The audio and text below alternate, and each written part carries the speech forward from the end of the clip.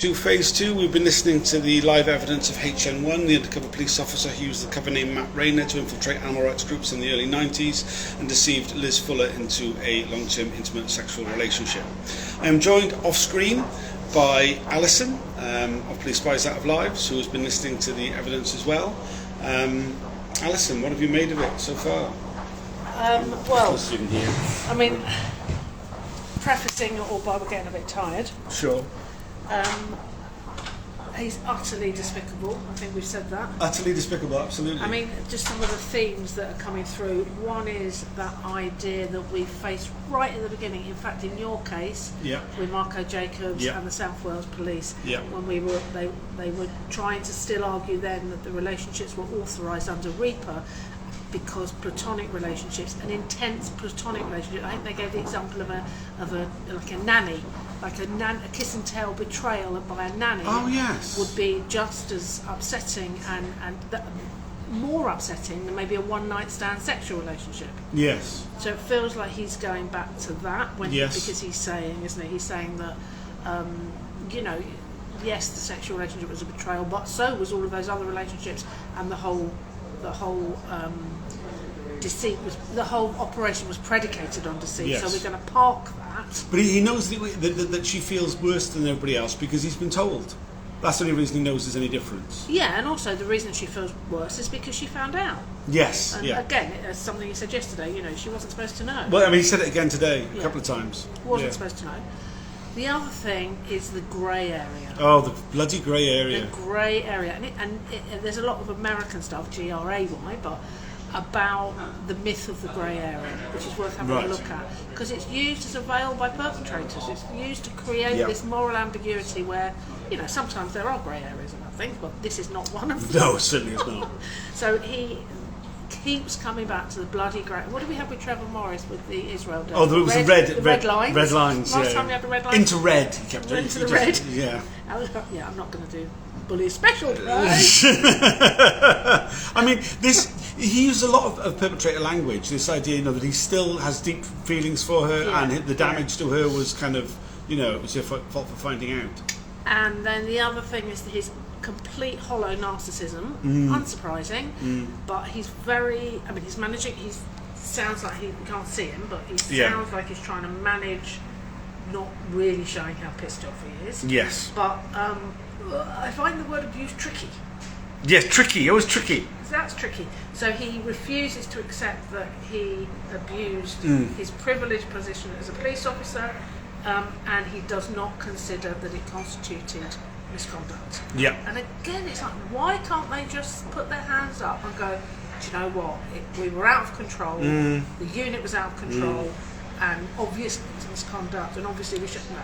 No, it wasn't misconduct. I mean, he talked a few times today about his loyalty, still. His loyalty to the unit, his loyalty to the police. Right. I mean, it seems more important.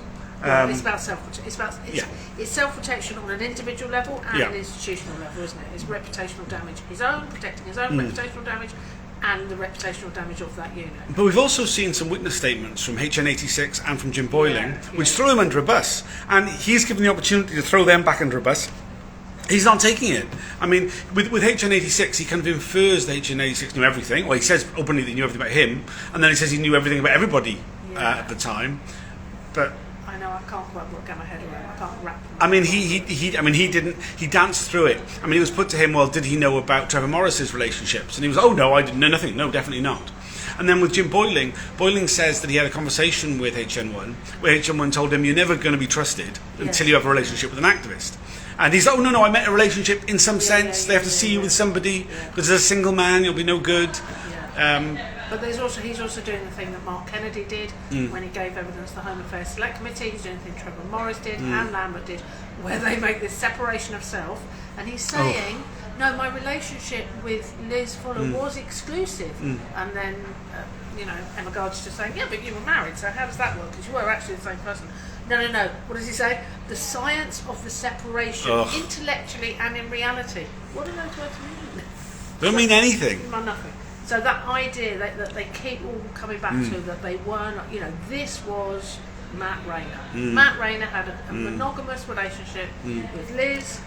the fact that he was reporting on her literally like at the same time, and also the stuff that we heard before. I mean, you probably talked to Belinda about this, but you know, about preying on someone vulnerable, like you know, the sequence of events from when the relationship started after Liz's suicide. It was just too hideous for words. So hideous. That, you know, he's coming across. I think. I mean, look, we've got confirmation bias, but he's coming across as a nasty,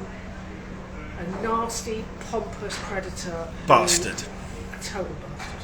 Yeah. Unsurprising, but total bastard. Yeah.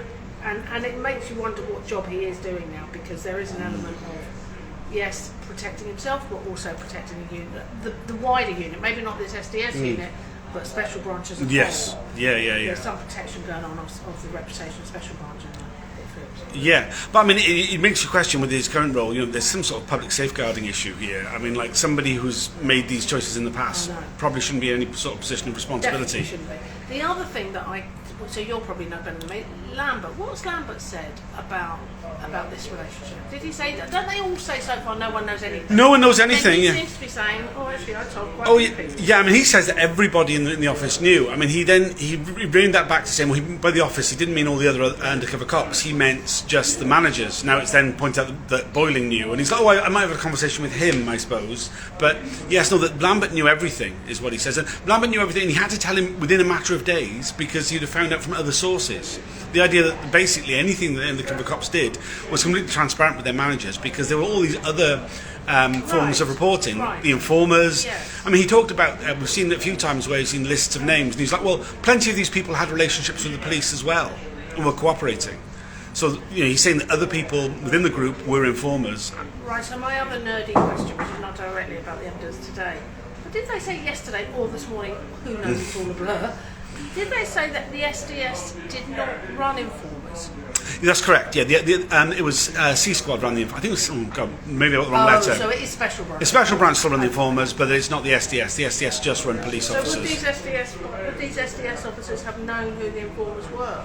I mean, given Some that of them. You get the impression that, I mean, everybody had been on C Squad for a while before they became an SDS. So they were running informers themselves. Literally, yes, they were literally running informers themselves. They literally were the direct connection with the informers as desk officers. Whilst they were desk officers, and they didn't become field officers until they'd been desk officers for a while first. Anyway, that's the impression I get. Back to C Squad afterwards. Majority appeared to have, yeah. Yeah, that's it. That's it, Gov. Cheers. Yeah, he's vile. I mean, he continues to be vile. I think Alison's covered it all really well. I don't think there's anything else I need to add really of this afternoon session. Yesterday at the end of the day I did a video and we were being hurried out. I might just go on Instagram again at the end of the day. Is there anything you want to add? I don't think so. I mean, there might be that I can't really. I mean, no, not really. I wish we could see him. I'd like to see him. Getting water. Oh, I know. The only thing we would add is this whole thing about genuine feelings. Oh God, the genuine fucking feelings. That was the CPS reason for pushing back the criminal cases, the prosecutions for criminal. That's what Keir Starmer. Yes. And, yes.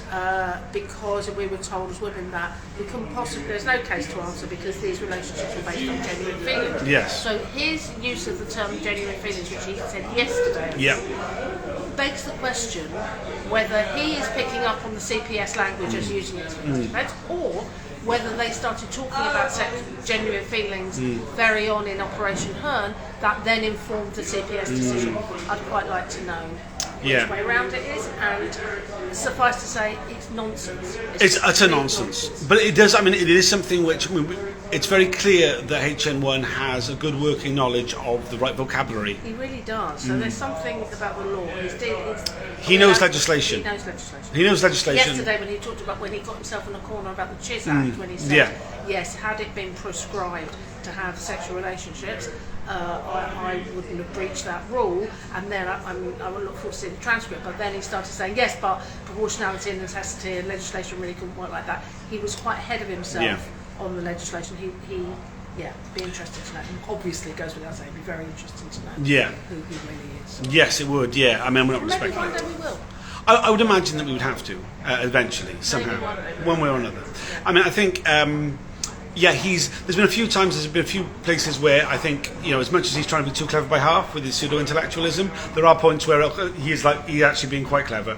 I think the stuff about HN86, he managed to say a lot without saying much, without incriminating himself and getting out of it. No, it's like one of those essays that when you read it superficially, you think, oh, this is an A star, and then you read it again and think, oh no, it's sort of C plus really, and Emma is A star. I don't think I'm revealing much by saying that Alison has worked in education. Thanks for joining. We better go back in and be back again in a minute. I'll see you at the end. It'll probably be on Instagram again rather than on Facebook like they normally are, just because we get pushed out. Thank you, comrade. Love you.